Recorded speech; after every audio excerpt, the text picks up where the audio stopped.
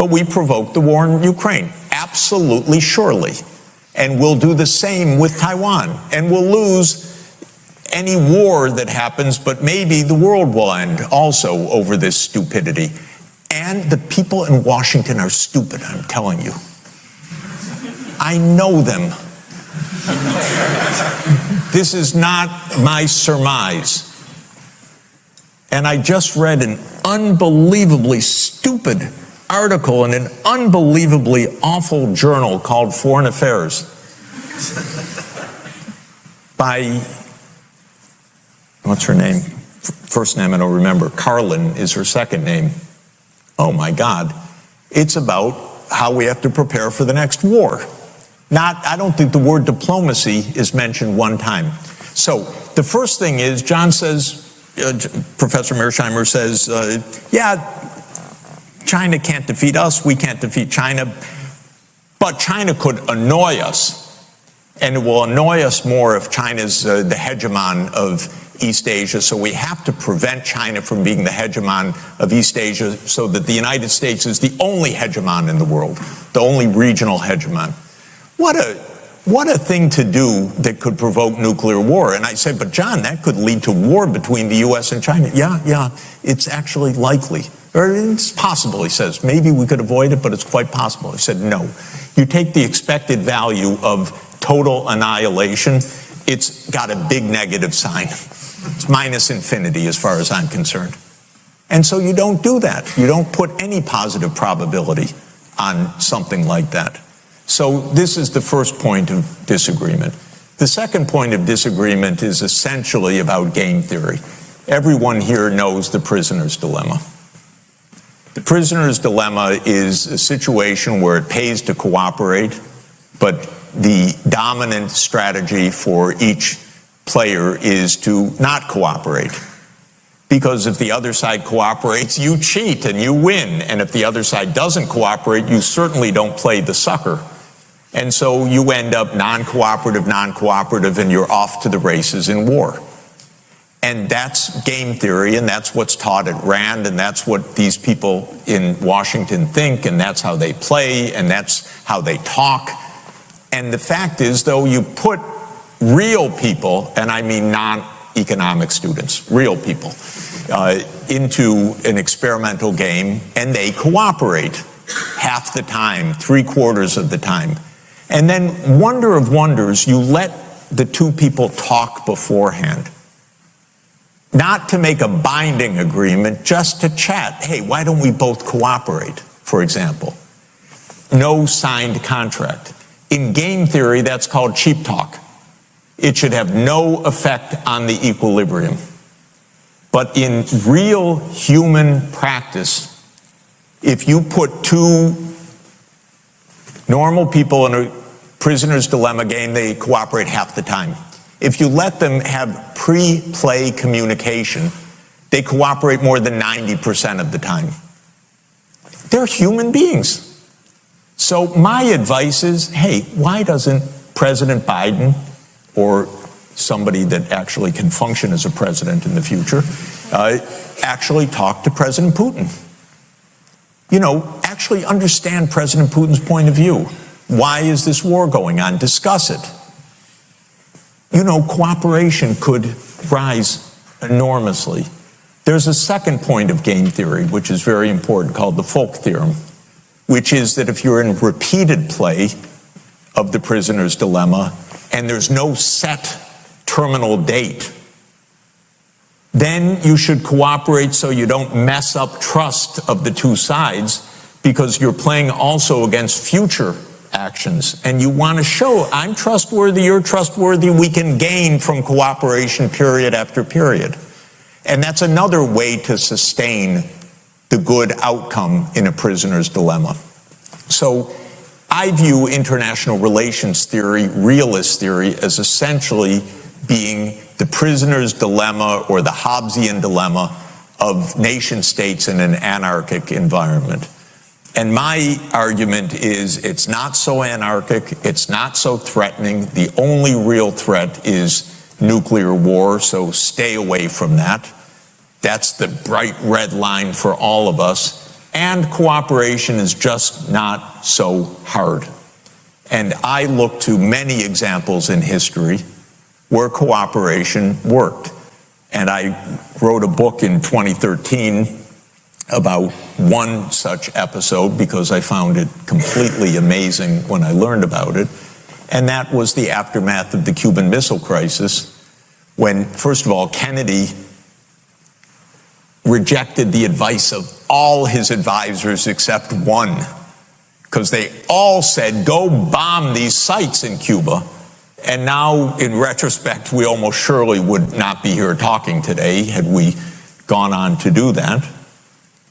But Kennedy was very much more cautious, and he spent all the days of the crisis asking, what's going through Khrushchev's mind? He's a human being, what's he doing?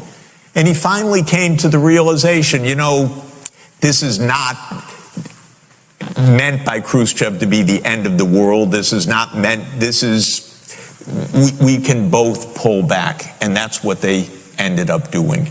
And then that was October 1962. And in 1963, Kennedy made a campaign for peace that led to the Partial Nuclear Test Ban Treaty, which was signed with the Soviet Union in July 1963.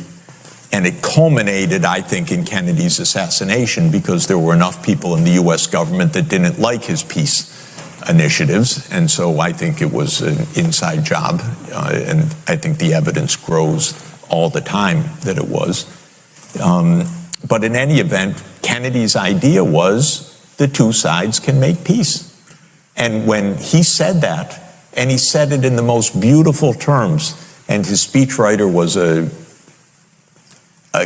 gifted person named Theodore Sorensen that I got to know, luckily, because he lived in our neighborhood when I came to Columbia University, and I got to know him. He said in the most eloquent and beautiful words imaginable, we can make peace, even with the Soviet Union, even at the height of the Cold War. And he said it so beautifully that when Khrushchev heard the speech, he immediately called the American envoy, Averell Harriman, and said, I want to make peace with your president, because he was inspired by the words, actually. And they made peace. And that treaty lasted, and it led to the Nuclear Non-Proliferation Treaty 5 years later. It changed the world. And so that's the optimistic side. Go for peace. Instead, this awful president of ours, when he could function still, he was terrible. Biden. All he could do was insult Putin every moment. How are you going to make peace if all you do is throw insults at the one who heads a country with 6,000 nuclear warheads? This is crazy. It's reckless. And the whole place in Washington is filled with these people who are playing game theory, who know just what Putin's going to do, who know we have no alternative but to increase our military. This woman, Carlin, who was a senior official under Biden in the Defense Department that wrote this article, says we have no choice but to deter through building our military. She doesn't even mention the idea that there could be diplomacy with China. This woman's an ignoramus, I'm sorry. I've been to China 100 times at least. There's no intrinsic battle with China, none whatsoever. China's not out to defeat the U.S. It couldn't do so in a million years anyway. We'd all perish. And China's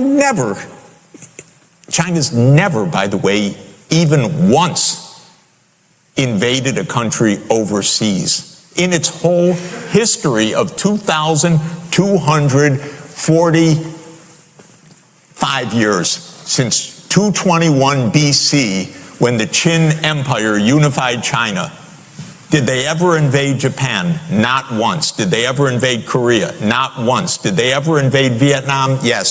17 years in that 2,000 years. Actually, 17 years and 1 month. 1420 to 1436, and then 1 month in 1979. And the United States, we've never been at peace. All we do is war.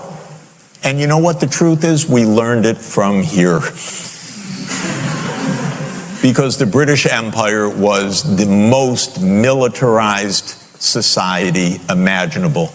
And unfortunately, the leaders of this country, and it turns out not to matter which party, because Starmer is as bad as Boris Johnson, all they know is military. It's unbelievable.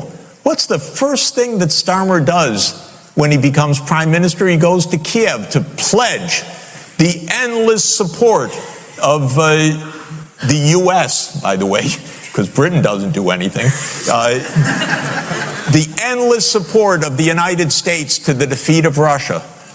And then he flies across the Atlantic to try to convince Biden to authorize, what authorize means is for the U.S. military to enable deep strikes inside Russia. That's really a clever thing to do, especially because Putin said, well, then we'd be at war with each other and we'd be forced to reconsider our nuclear strategy. And then we have our CIA director in this. This would be great for the West End theater, by the way, because it's a kind of parody. The CIA director meets with the MI6 director on stage recently here and says, oh, don't worry about Putin's bluff. Well, my advice is if you're going to say that before we're all annihilated, because no one's going to hear you after we're all annihilated. How do we know he's bluffing? He's not bluffing if Russia is fundamentally threatened.